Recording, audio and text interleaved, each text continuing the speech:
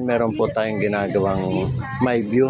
Ang problema po nito ay bar line tapos frozen pa siya. So siya okay na siya. So ang ginawa natin mga ka-technician ko, napakita pala.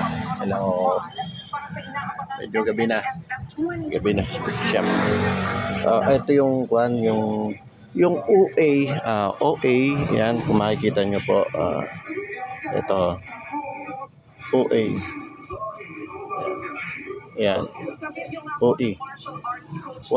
May voltage siya dito. Pagdating dito sa CUF niya, wala siyang voltage. Kaya alam niyo naman ang mga ginagawa, talagang gina-jumper na lang yan kasi siguro may problema na yung LCD.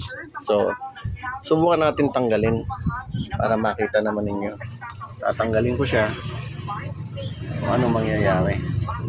Ito siya.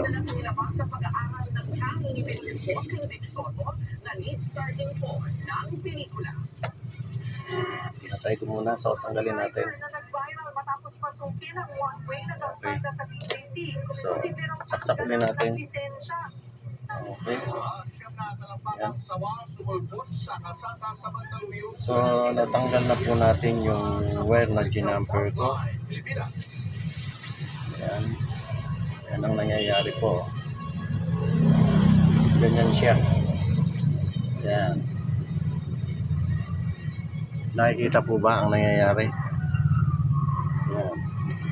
Mamaya po na yan. Frozen na yan. So, ikakabit natin yung gina-jumper ko. Sana ba? Wala.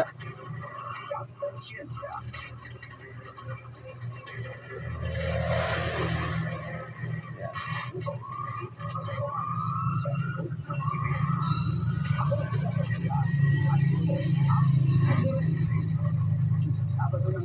Okay, kita ba?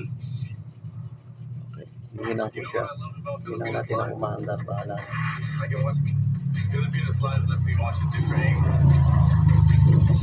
Yan. Oh, nag-okay na siya, di ba? So, ayun lang po ang problema. Ayan. Sana po makatulong din tong munti kong technique.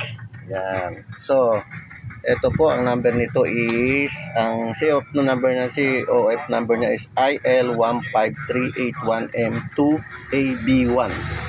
Yan, yan. So, yung jumper natin, nakikita ba niyo? Jumper.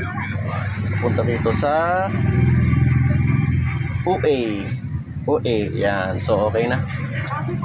Pero nabukas to. Yung gusto pong magpa-repair, PM lang po. Tagalog Electronics, Erosin Sorsogon.